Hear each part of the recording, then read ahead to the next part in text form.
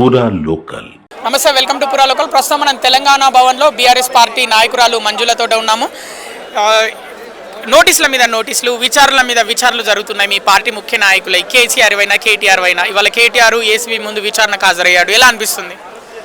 ఇవి కావాలని చేయడం తప్పితే ఇప్పుడు స్థానిక ఎలక్షన్లు అనేసేసి మామూలుగా అనౌన్స్మెంట్ చేసిరు, అంటే వచ్చే మంత్లో కానీ ఇంకొచ్చే మంత్లో అనేసేసి ఇది ఇలా పెట్టంగానే ఇది చేసుకుంటా జనాలను డిస్టర్బ్ చేయడం తప్పితే, అంటే మామూలుగా వాళ్ళ జనాలకి ఏదో చేస్తున్నామని చూపించాలన్న ఇంటెన్షన్ తప్పితే వేరేది ఏం లేదు. కేసీఆర్ కానీ కేటీఆర్ కానీ కవితక్క కానీ హరీష్ రావు గారి మీద కానీ ఎంతసేపు చెప్పు ఈ కేసులు ప్రతి ఒక్క మీటింగ్ ఉన్నా కూడా వాళ్ళ గురించి మాట్లాడేది ఆయనకు పొద్దు గడవదు. నువ్వు చేయాలనుకున్నప్పుడు జనాలు నీకు ఒక అవకాశం ఇచ్చినప్పుడు నువ్వు జనాలకు సేవ చేయి. ఇలా కేసులు గొడవలు అనేసేసి జనాలని మగ్గుపెట్టుకుంటా నీకేసి జనాలు నీకు ఓట్లేసి గెలిపించిన వాళ్ళే నీ పాలన ఇంకా వద్దురా స్వామి అనేసి మొక్కి పక్కకు జరుగుతూ ఉన్నారు. స్వయంగా నేను నా ఊర్లోనే చెప్తున్నాను. నేను ఒక విలేజ్కి సర్పంచ్ని. ఒకప్పుడు ఇది ఎలక్షన్ అవుతున్నప్పుడు అది నాకు దగ్గరున్న వాళ్ళు కూడా నేను బీఆర్ఎస్ పనిచేసింది అనేసేసి నేను ఇంటింటికి తిరిగి ప్రచారం చేసినా కూడా నాకు దగ్గరున్న వాళ్ళు కూడా లేదు ఈసారి మేము కాంగ్రెస్కు రప్పించుకోవాలి, కాంగ్రెస్ని తెప్పించుకోవాలి అనేసి మార్పు కావాలన్న జనాలే ఇప్పుడు కాంగ్రెస్ అంటే చేతులు ఎత్తి దండం పెడతారు. అంటే ఆ సిచ్యువేషన్కి తీసుకొచ్చింది కేవలం రేవంత్ రెడ్డి గారు మాత్రమే. మీరు కూర్చున్న సీఎం సీట్లో కూర్చున్నప్పుడు జనాలకు ఏం కావాలి అని అనేసి బస్సు అని అన్నారు. బస్సు పరిస్థితి ఎలా ఉందో చూస్తున్నారా? ఆడోళ్ళు ఎట్లా కొట్లాడుకుంటారు, ఏం చేస్తున్నారు అనేసి ఇలా జరుగుతుంది వీళ్ళ పాలన. కేటీఆర్ విచారణకి వెళ్లే ముందు మీడియాతో చెప్పడం జరిగింది, అరెస్ట్ అయితే తెలంగాణ ఉద్యమంలో ఎన్నోసార్లు అరెస్ట్ అయ్యాను. కేటీఆర్ అరెస్ట్ అయితే పరిస్థితి ఏంటి? కేటీఆర్ అరెస్ట్ అయినా కూడా ఇంత కూడా ప్రాబ్లం రాదండి, ఇంత కూడా ఎఫెక్ట్ పడదు. ఎందుకంటే ఎవరికి ఎఫెక్ట్ పడదు?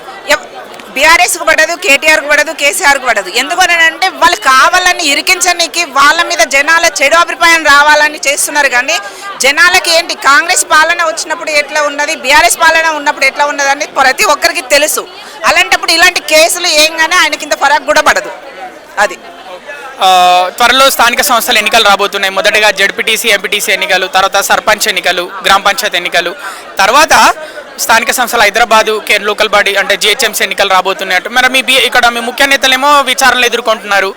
మీ పార్టీకి దెబ్బ పడదా? ఓట్లు పడతాయా? మరి పార్టీకి అయితే ఎట్లాంటి దెబ్బ పడదండి. ముఖ్య నాయకులు వీళ్ళు కొన్ని విచారణలు కానీ ఇటు అటు తిరిగినా కూడా వాళ్ళు ఇచ్చిన మాకు మోడర్న్ సపోర్ట్ అనేది మాకు ఉంటుంది. తెలంగాణ కోసం జనాలలో పోయి వాళ్ళతో పాటు మేమందరం కూడా కష్టపడ్డాము. ఇప్పుడు కూడా మేము అంతే విధంగా కష్టపడతాం. కార్యకర్తలు ఎవరైతే ఉన్నారో, లీడర్స్ అయితే ఎవరైతే ఉన్నారో పార్టీ కోసం మేము అంతే కష్టపడతాము. మళ్ళీ మా పార్టీని మేము నిలబెట్టుకోవడానికి మేము కష్టపడతాం. రీసెంట్గా చూసుకుంటే తెలంగాణ ప్రభుత్వం గద్దర్ అవార్డులు ఇచ్చింది. ఎలా అనిపిస్తుంది మీకు?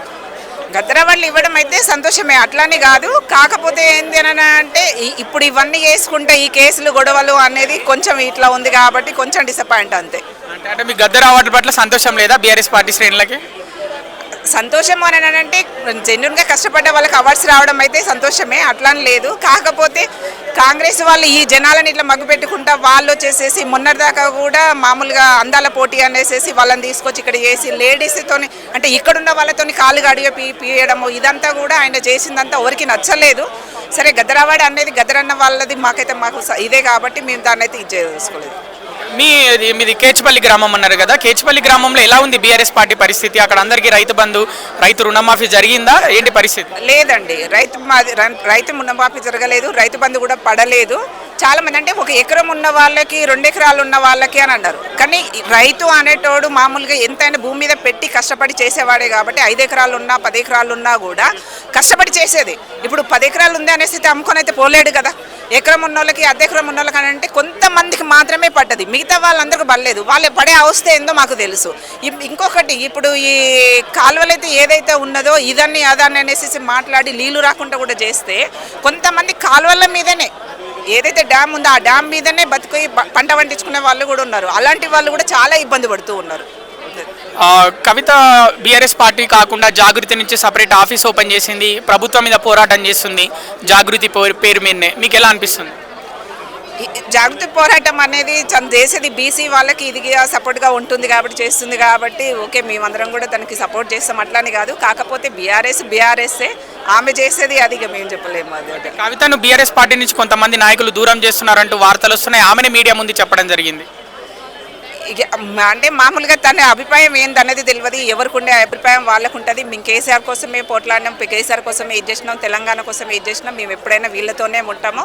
ఎవరు వచ్చినా ఎవరు చేసినా జనాలకు న్యాయం జరిగే పని చేస్తే ఎవరికైనా సంతోషమే.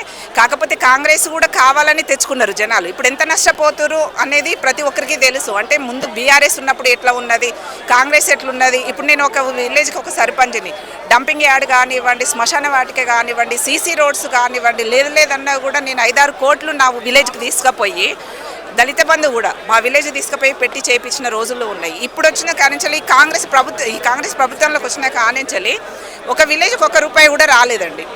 ఇప్పుడు చెత్తలేసే ఒక ట్రాక్టర్ను కూడా ఆపేసారు. విలేజ్లలో చెత్త కలెక్షన్ చేసే ట్రాక్టర్ను కూడా పెట్రోల్ డబ్బులు ఇవ్వనేసి ఆపేసారు. అంటే అట్లాంటి స్థితికి వచ్చింది కాంగ్రెస్ ప్రభుత్వం వచ్చిన తర్వాత. కవిత వాళ్ళ నాన్నకి కేసీఆర్కి లేఖ రాయడం ఎలా అనిపించింది మీకు? ఆ లేఖ గురించి మీ అభిప్రాయం ఏంటి? లేఖ గురించి అభిప్రాయం అని అంటే లేఖ రాసినని అక్కనే చెప్తుంది కాబట్టి మేమేం అనలేము. కాకపోతే లేఖ రాసేంత అవసరం కూడా ఏముందో, అంటే వాళ్ళు కలిసి మాట్లాడుకున్నా అయిపోయేది. ఇక దీని మీద నేను ఎక్కువ ఏం మాట్లాడలేను.